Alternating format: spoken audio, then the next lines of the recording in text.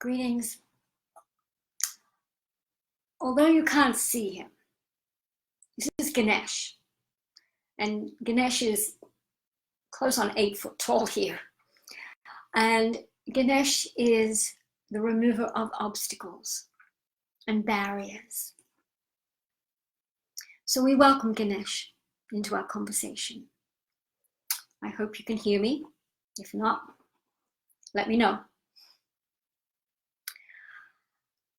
As you see in the dialogue, this is going to be a topic that nobody really wants to talk about, but it is so prevalent, obviously.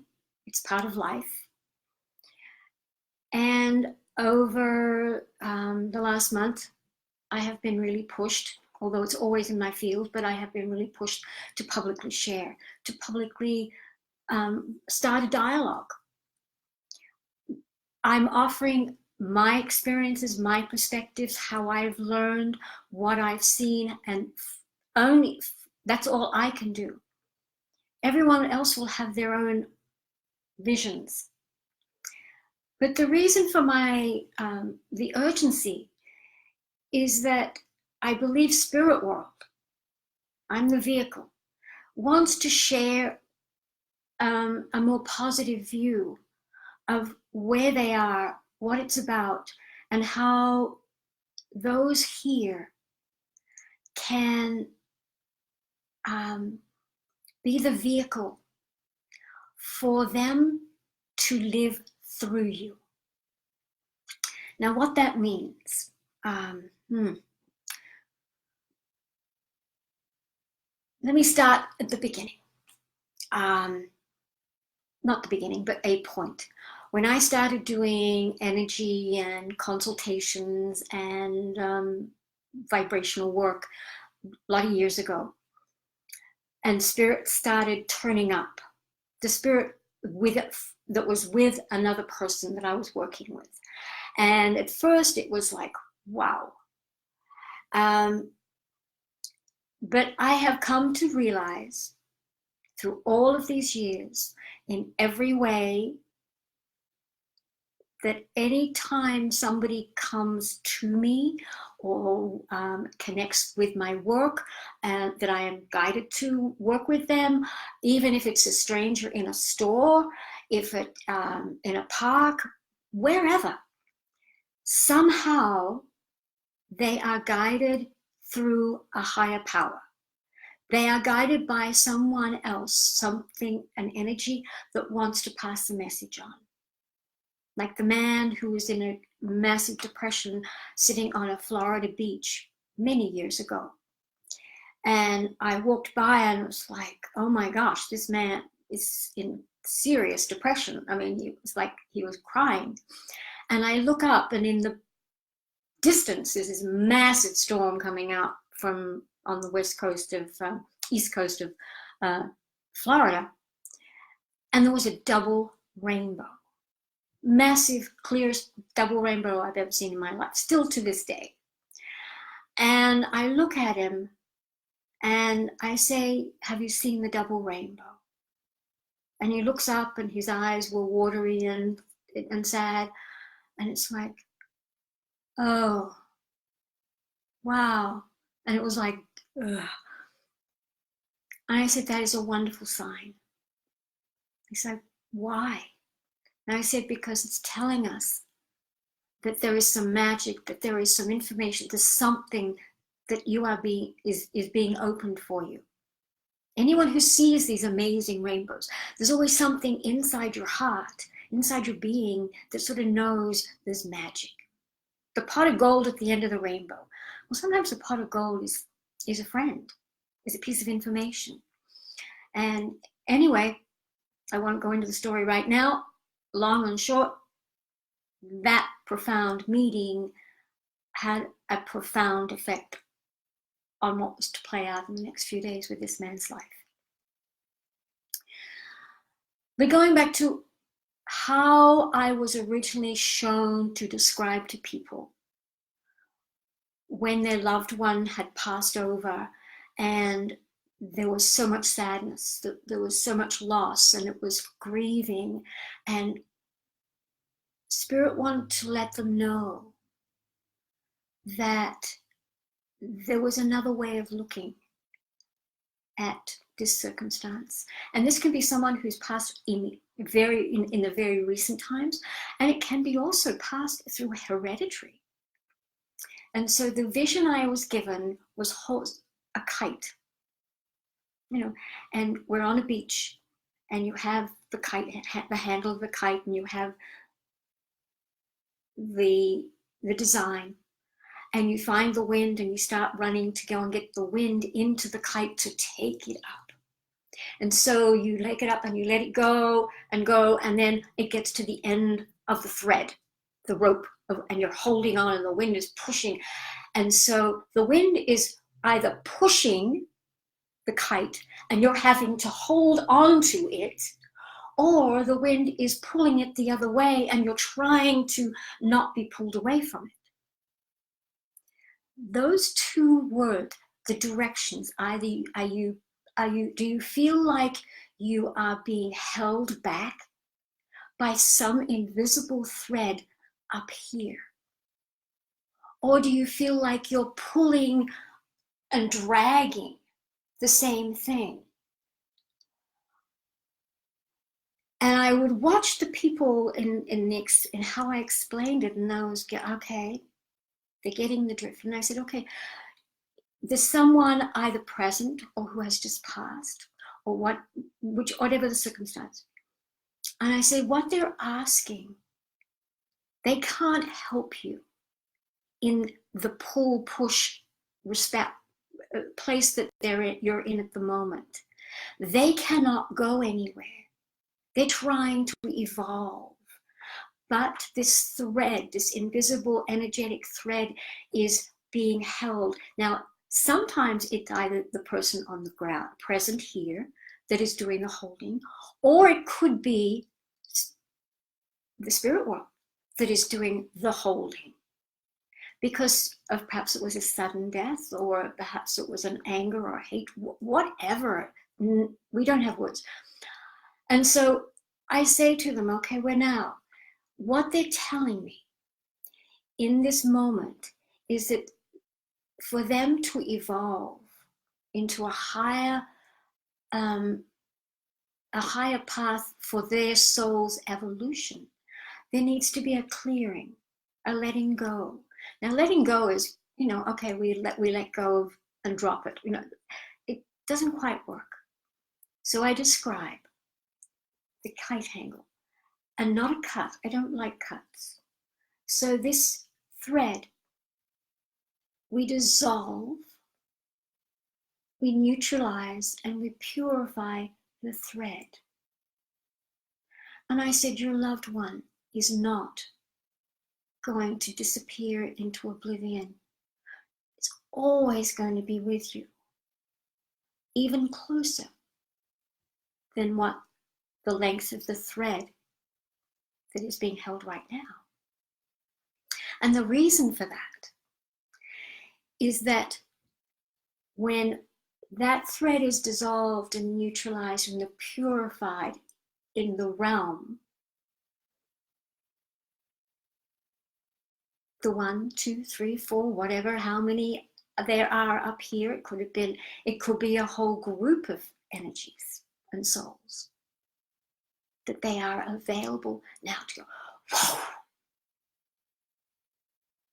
And it is like this is floating, and then they find the wind currents and they start flying like the birds, seagulls, pelicans, eagles, hawks.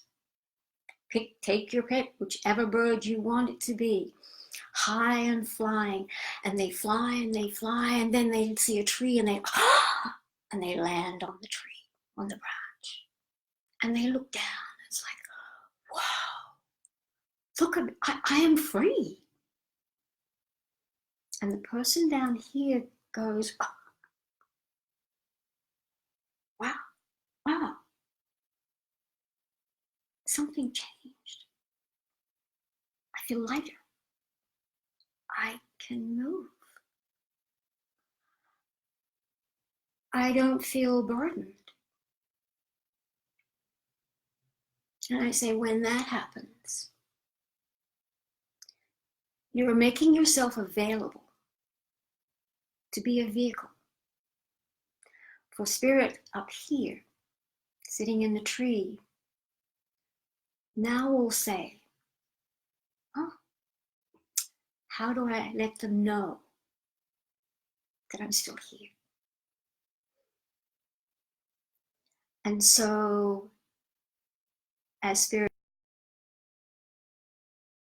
at any time, for any reason, we're just sort of losing a weird connection.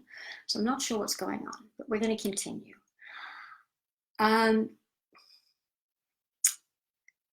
The spirit comes down, energetically comes down, looks through the eyes of the person present here,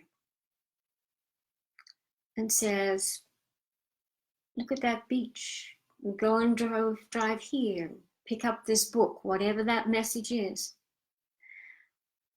And there is a message in there for the person here to remember the one in spirit.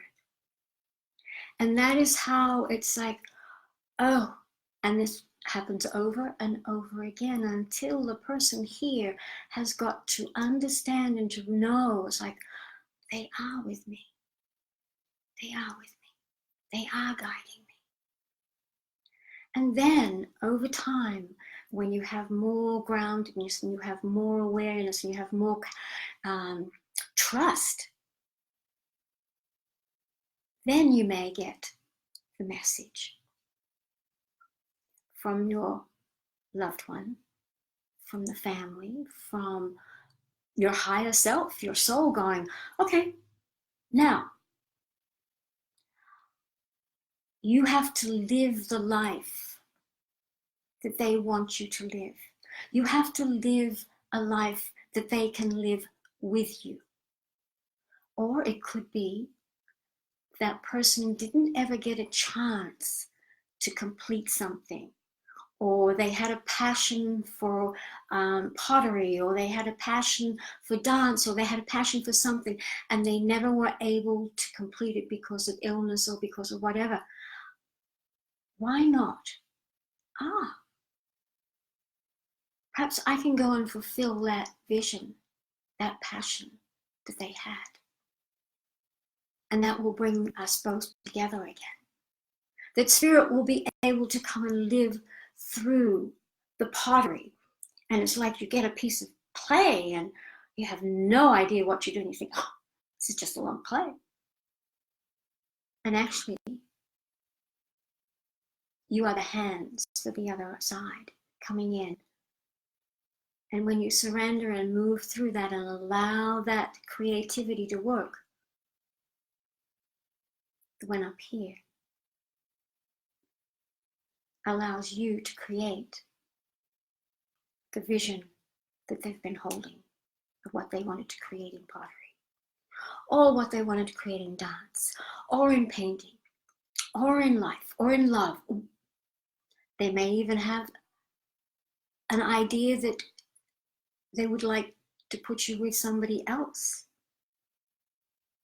so that they can experience and see fullness of love coming back. And they are part of the responsibility of it. Rather than going, oh no, I can't have anyone else in my life ever. I can't do that. In time, perhaps the greatest gift you can give the one that you loved, the one that is not here, is to do exactly that. So that it can be experienced in another way. This is this is part of what spirit world is asking of us. There are also the worlds above that are being held there from times in the past, from conflicts, from wars, from natural disasters that suddenly were lost. And these two here get stuck in a bardo, have not having anyone to be able to direct them, to turn on a light, to open the pathway to their higher evolution. Because we get lost in the pain and the suffering of down here, and we forget how to help those up here evolve and ascend. And what was interesting in the last, I don't know, maybe week, 2 weeks, about ascension, I've suddenly like, wait a minute, maybe we cannot, in the physical form, ascend. We are rising up and we keep on working towards getting to our ascension gate of evolution and of enlightenment. But maybe we have to work with this world here to be able to be granted, and so that they can move higher, because now they're seeing everything from a vision of 360 degrees. They are looking down like the eagle and the hawk and seeing everything. And they are also seeing their life in review, what they did and what they didn't do, how it was accomplished and how it wasn't, their traits and their losses and their pains and their angers and their insecurities and their doubts and their fears and their loves and their joys. They're seeing all of this and going, oh my gosh, this is how I've influenced people in my world here, down here, that now I'm watching it and going, oh my grandson, he's going to be following the same path.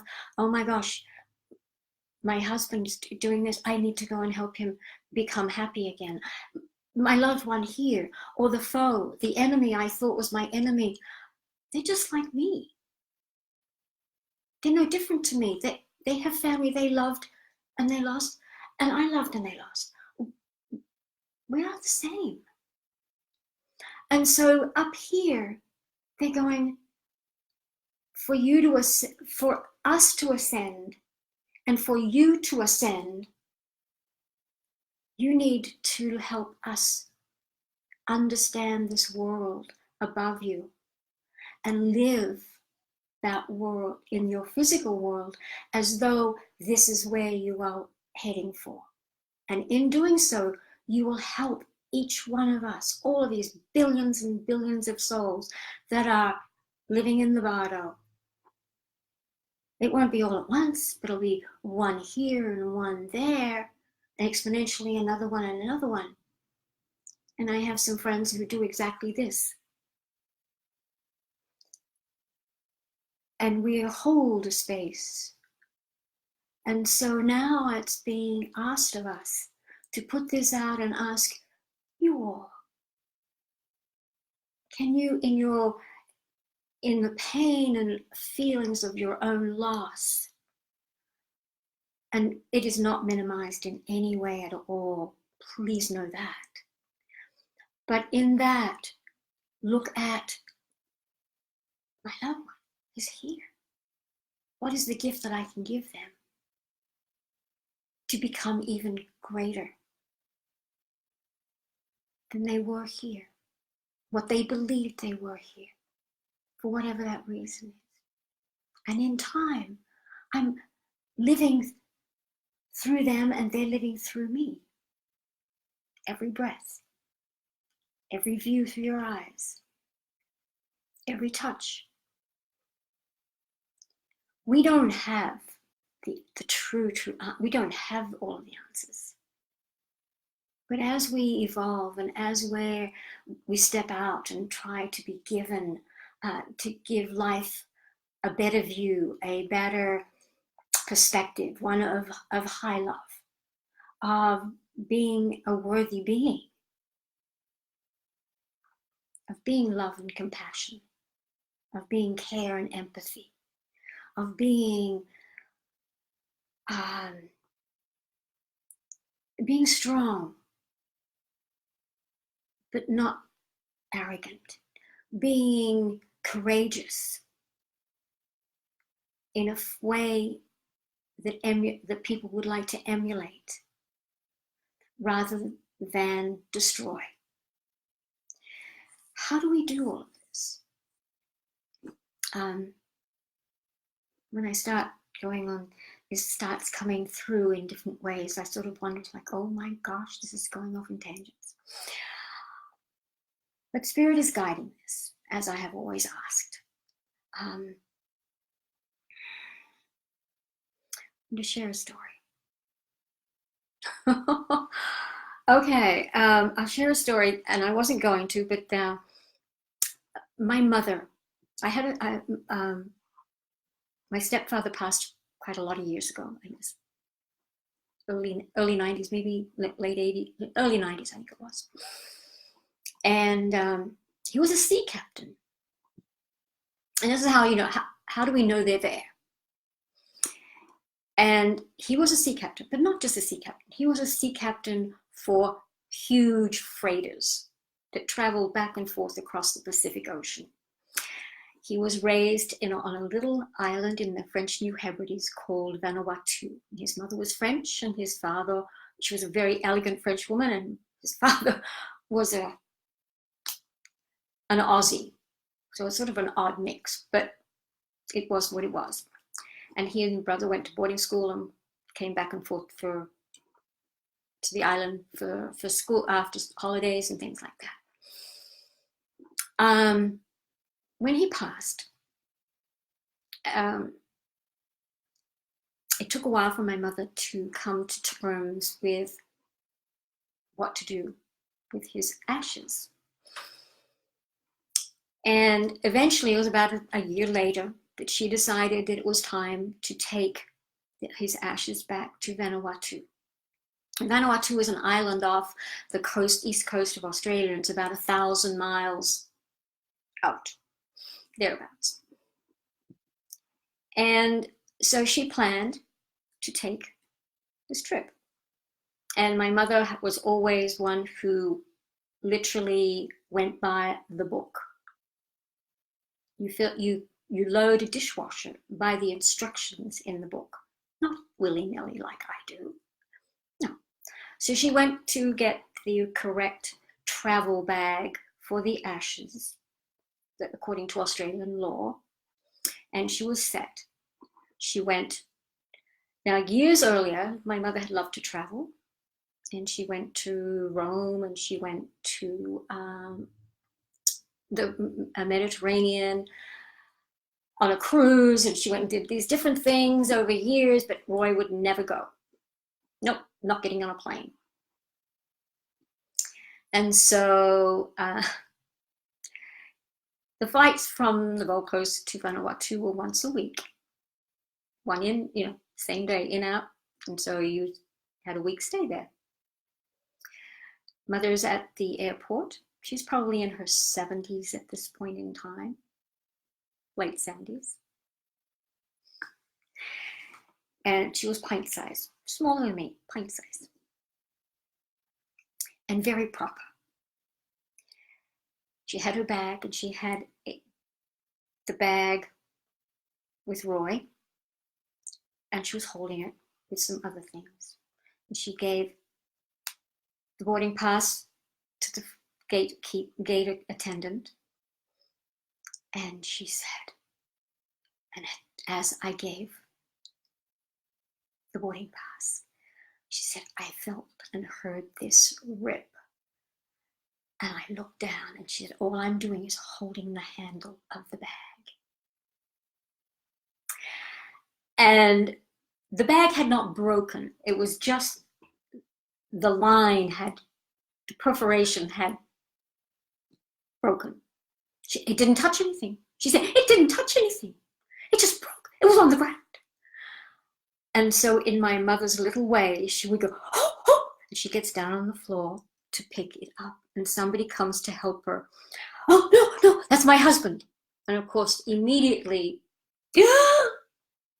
people in line is like, oh my gosh. And then they obviously wanted to help my mother.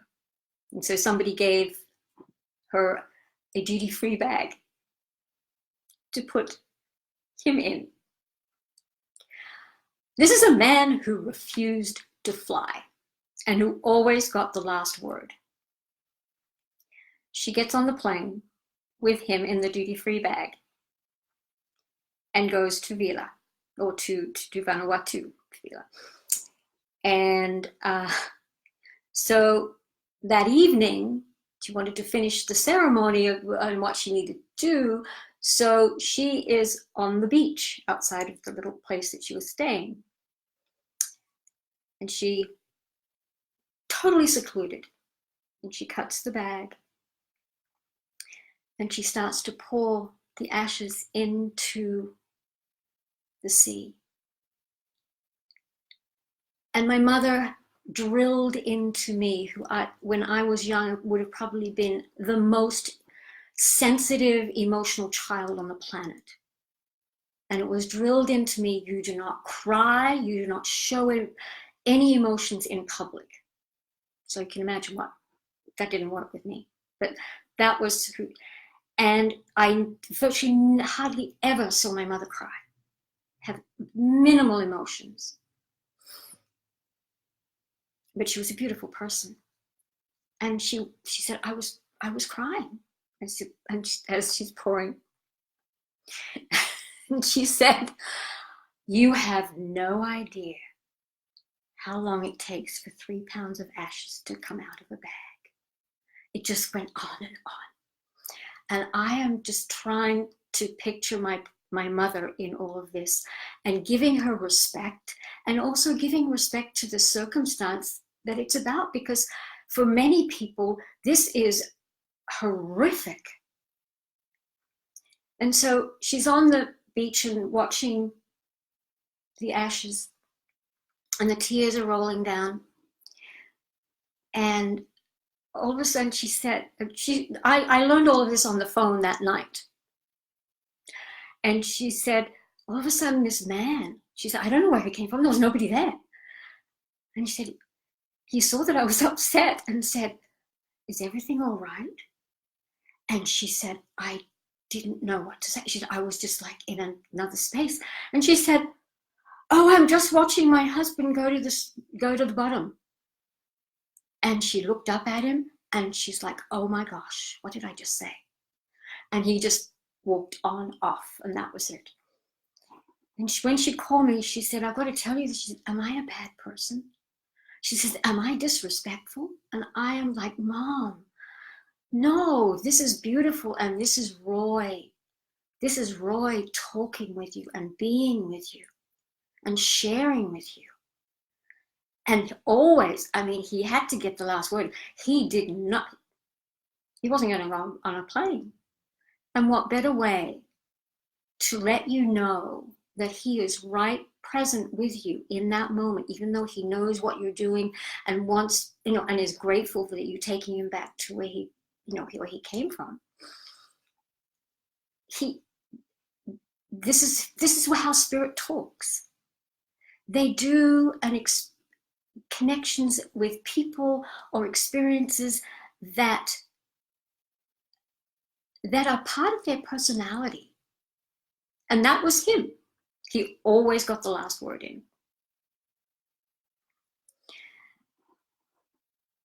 I told somebody that story once, and they were absolutely horrified.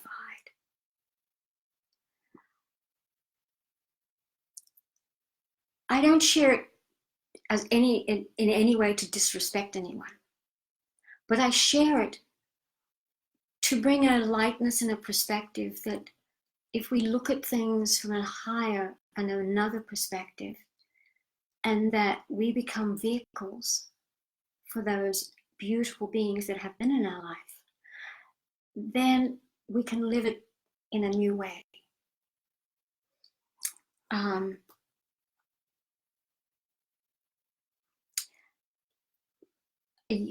Back when I was in Denver, I was being given as a gift around corporate Denver during my stress release sessions. And I ended up in a insurance agency one day when somebody had given this young woman, me as a gift to have, her stress release, because I would go to them. And she had a friend visiting, and when she came out and the friend looked at her, she says, "Oh, you got to do this. You have to experience whatever this is."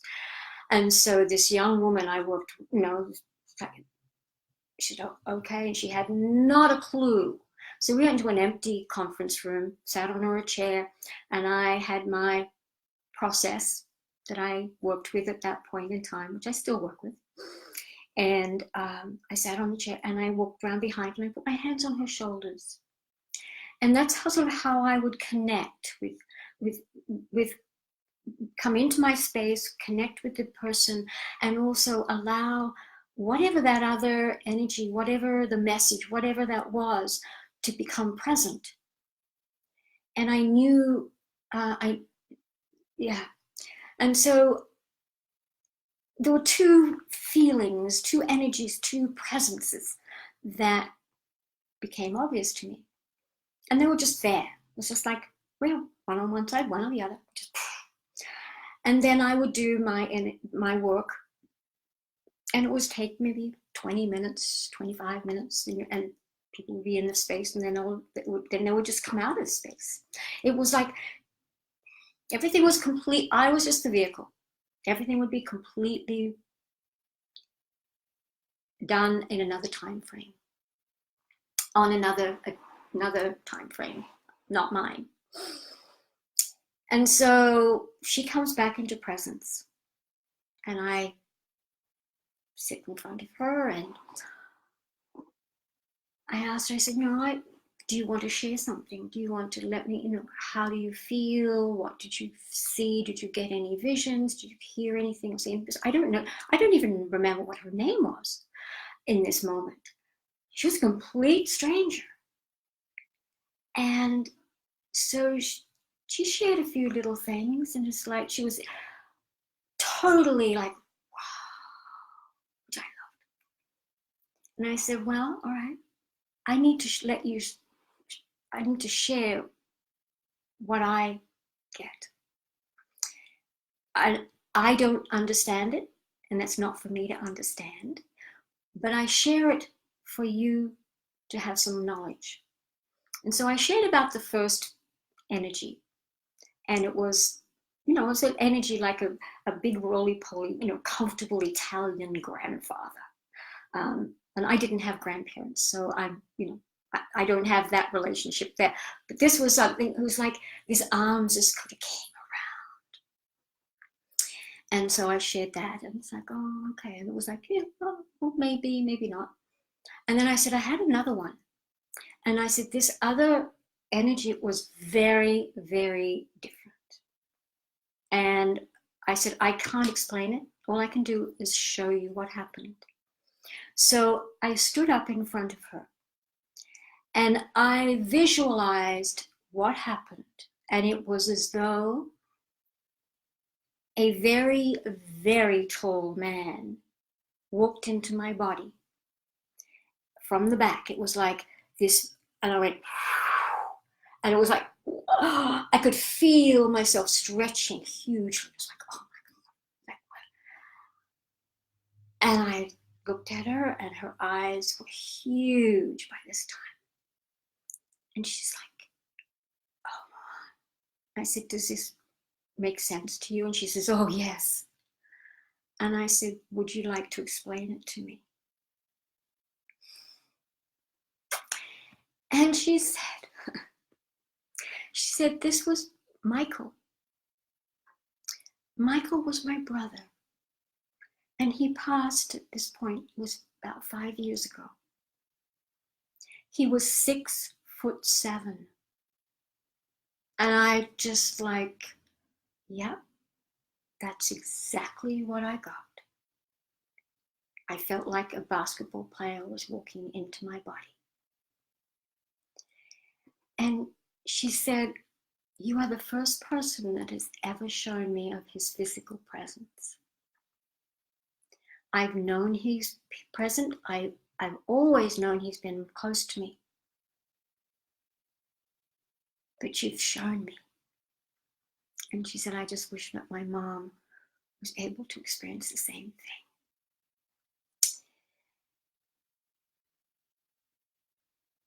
So that young man had a uniqueness. And so he used that uniqueness to pass the message on. Other people, man, there's so many things that I've learned, and I will do some more of these to share more things that I've learned about spirit over time. But obviously, this is a sort of huge topic. And there's all, and we're starting with the positive, with the good, and there's also things that we have to struggle with that are not positive, and we have to know those too. We have to work with that too to understand. And often when that happens, we talk about, and we and what I do is that I call it in. It's like, you are welcome in this moment in time if you agree under universal law and light to transmute to love and light. If not, if that is not your intent, then you are dismissed. You must leave under divine universal law. You must do as you are asked in this field. And I think only once has that ever happened. Because mainly they're lost and they don't know how to transmute. They're looking for a light. And we are that light, or some of us are that light. One last little piece.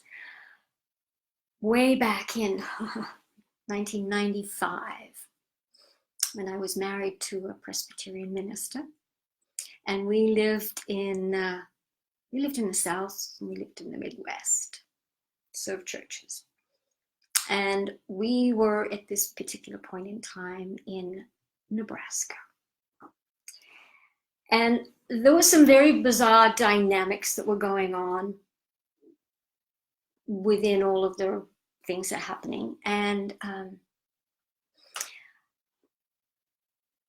beyond any way that I could have described, I could have contrived, I could have set in motion any of the events that played out in this circumstance, they had to only come from up here, because there is no way that what happened and unfolded could have happened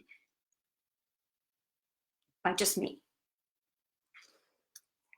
But through some circumstances, one night we were taking a walk down Main Street, and there was this great big old beautiful building, and it had the most incredible terracotta molded ceiling. I looked through the windows and it's like, oh my God. And I come to find out it was the first bank in town from the 1886 was built. It was gorgeous. It was filled with stuff, but you could see its magnificence in the past. And I went, oh wow, that would make a great bookstore and cafe.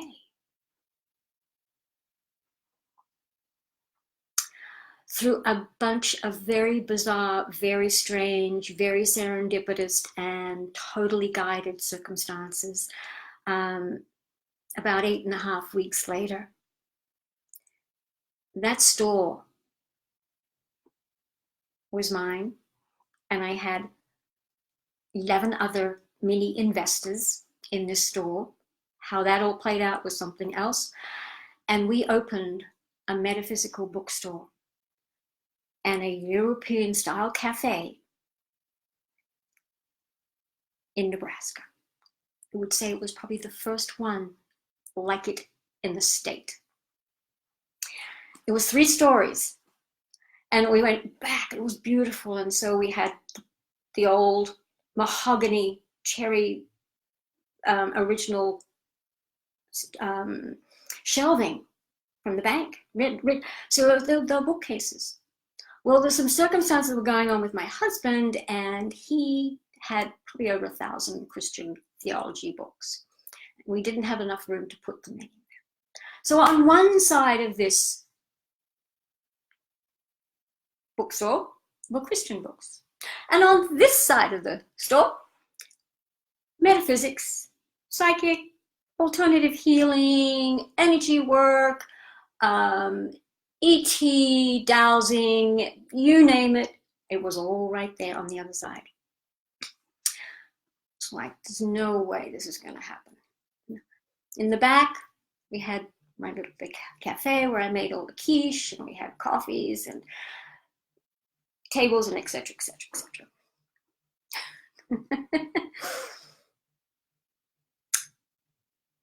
One day, a man came in and sat. He was just a farmer type big guy, and he asked, he said, "Oh, you know what you have here?" And I went, "Well, yeah, I know what I have." And he says, "No. He says, "Do you know what you really have here?" And I said, "Well, I'm not quite sure what you're getting at." He built corn silos. He said, "You have a lighthouse." And I looked at him and I'm like, yes, and do you want to explain that? And all the way around, the ceilings were probably 25 foot high. And about at the 20-foot mark, maybe, there was a ledge, like about this wide, that went all the way around. He says, "Look up there." He says, "It is filled with spirit sitting right there. Didn't you know that?" I knew, but I would never, ever have said anything. And I didn't know it was as many as what he was talking about. But I knew this place was a place of safety, not just for the physical people, but I knew there was something going on. And he said, "They're all here." And he says, "What you've done is you've created this light beam." He says, this is the most powerful place in this town. This is the safest place in this town." I went, "Yeah, I know that." And he says, "It's as though you have a light beam going right up through the ceiling, right up into the sky." And he said, "Souls that are in the bardo, souls that are flying, that have just been lost suddenly or dead, however they get there." He said, "There's nothing there. They just lost." And he says, "They see this massive light and they gravitate to this light because somehow they know this is where they need to go." And he says, they come in and they'll sit on the shelving up here, or they'll sit at the tables. And I went, "Yeah, I know that." And they'll sit, they'll listen, they'll be present. Sometimes they might even have some of their loved ones come in and information is passed or a story is passed or something happens and there's a healing, or whatever that might be. Some really odd things have happened. And he says, when they get what they need and when they know that they're safe, and when you have allowed the light to be given to them in a way that they can trust that they're going to evolve, they then will move through and make space for the next one. He says, that's what this place is. And I saw it over and over and over again. That place was amazing. It was the only building in this town that had not had the ceilings destroyed, meaning having false ceilings put up to cover the magnificent work. And one day, it was a Saturday, I think, and there was, several people in there having, reading books and having coffee and whatever. There was a long table, and this young woman, she's pretty psychic, and she would like to come in and talk and bring cards in, or get readings, things like that. And she's sitting there, and there was a mezzanine right at the back. There was like about 6-7 stairs going up, and then a landing going up to an upstairs. So there was another huge room upstairs, which I use for meetings and for dance and things like that. Anyway, she looks up at me, and I'm just not paying attention to her because she often liked to talk, so I'm sort of busying myself. And she said, "Ophelia, I need to ask you something." I went, "All right." She said, "Who's sitting on the stairs?" I went, "Oh my God." And I said, "Describe them to me." And so she described this couple who were at the turn of the century, 1800s, dressed. He had a brown suit with a particular type of collar, and she had long sleeves with some little ruffles on it, a little ruffle here, but very sedate, very simple. And I went, "Oh." And I said, "Well, we have discovered that through dowsing and through some photographs and through some other things that we believe this is Caleb and Elizabeth." And she's like, "Who's Caleb?" And I said, "Well, they live upstairs in the front of the building." And my husband and I actually, one evening when we were walking, before we got the building, he looked up and he's like, "Who's that looking out of the window?" And I went, "Oh gosh, this is going to be interesting. What's going on in this house, in this place?"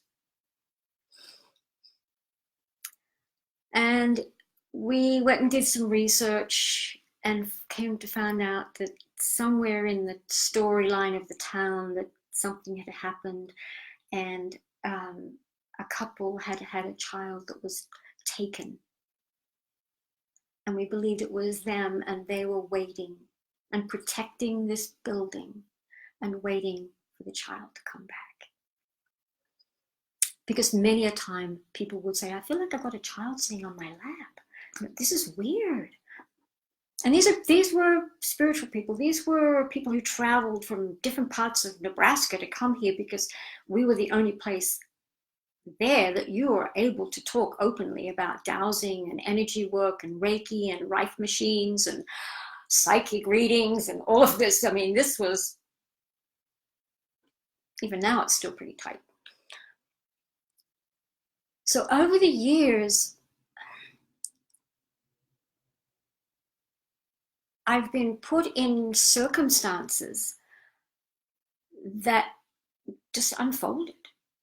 And because they unfolded in the way that they did, I was shown certain things, and then as the years would go by, it was like beyond any doubt, beyond anything that I can say, "Oh no, that's garbage, that's not true." I know for me personally, I know what it is and how it works. For me, it doesn't mean that I have absolutely the truth of all of the information. Absolutely not. I don't think I've earned the privilege and the right to have the highest truths yet.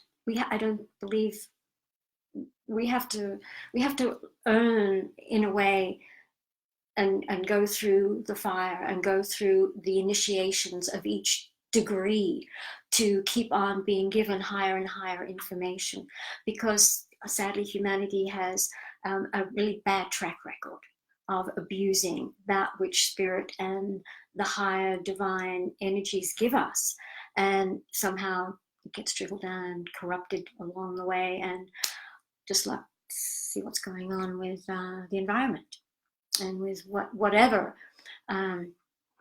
So in order to keep evolving, I have to keep myself honing the muscles, And sadly, my physical muscles are not as honed as they should be, as I think this muscle is. And so, if this is a topic that anyone would like to keep on expanding on, I mean, I can go on for a lot of time, a lot of experiences, a lot of health experiences through people's health that are attached, that are connected to spirit world, that in different ways, and I mean all sorts of different things. And if that's something people are interested in, I will continue to share and open dialogues and open other points of view, other people's experiences, because I know that they, I know doctors and nurses and ministers, doctors and nurses have witnessed beyond things that are beyond, things that should not happen. Miracles have happened. And I've witnessed, and I don't do them. I facilitate a miracle. I facilitate something happening. I'm the vehicle. I just facilitate that. And so if you're interested, please let me know. Often people don't, don't say anything. And so you think that there's no interest. But in, reading some of the threads and knowing some people and other people's circumstances, across the planet in different ways, this is a pain. It's one of the reasons why I do my labyrinths. My labyrinths are portals. And next year I have this vision. I started it. I have started the vision with the first labyrinth that I created 2 years ago, 2016. I did take it. It was called Walking for World Peace, this particular labyrinth. And I took it to Alexandria, Egypt. And it's a portal, and people have their personal experiences. They're guided, their spirit experiences, even if they don't have a name that was going with it. And probably about 40 people mainly from Egypt, but other parts of the world, I held space for their ceremony to walk that. And then at the end of it, I was guided. I was told, you leave this labyrinth in Alexandria, and it is still there today. So when I go back, I look forward to being able to open that up again and have people walk that. 2018. 2017, I took one on my first trip to Hungary. I took one called the New Heart of Humanity, to Hungary, to Budapest. And I left it there. Last year, when I went back to Hungary for some teachings, I brought it out to Marguerite Island Park one Sunday and held space for 7 hours with about 40 of the Stella Nation's friends, and Anna Maria and Christina in the park to walk the labyrinth. And they had their magical experiences. My dream was to take it to places that I have been touched by such pain and anguish and anger and hatred through war. And so next year I'm hoping to be able to do another one with taking the crystal bowls as well to Eastern Europe, to the Middle East, to Africa, to places, and put it down on the ground and have other people walk them and play the bowls and allow the spirits to work through and arrive and meld. This is my vision. This is I think, the work that I have been put here on the planet to do. But all of the previous work and years of experiences, and over and over again, good, bad, and indifferent, they are like everyone. You don't know anything at 20 or at 30, at 40, at 50. We think we know everything at 50. Believe me, I thought I knew everything at 50. No, we keep on going. We keep on learning. My dad's 97 and he's amazing. Not just in the physical world, but his knowledge of spirit world. And he is a Red Skywalker. And I'm going, oh, yeah, that makes so much sense.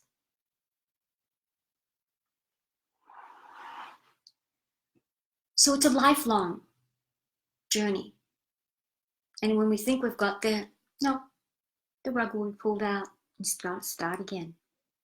But you still have all of the knowledge that you've got right here, that you've gained. You won't lose that. You'll just be adding to it. So in the world of spirit, this is what I believe they want us to do. They want us to keep on adding to our knowledge, adding to our love, adding to our capacity to breathe and be the biggest and the purest energy of humanity's example of humanity, to be the Christ consciousness, not just the word, but to emulate the man, the Magdalene, and the Christ, Yeshua, who walked the path, who exampled and through all of, in so many ways, who we strive to be in many ways. And so, gosh, I've gone on forever. I apologize. I will let you go now. But thank you so much for being with me. I've got this strange trying to reconnect screen, but nobody's disappeared. So I'm gathering that it's still doing its thing. But thank you for being here. Thank you to Spirit World and to the guidance of all of the masters and the divine angels and all of the beings that are most important to our evolution as humanity. Many blessings. And until the next time, thank you.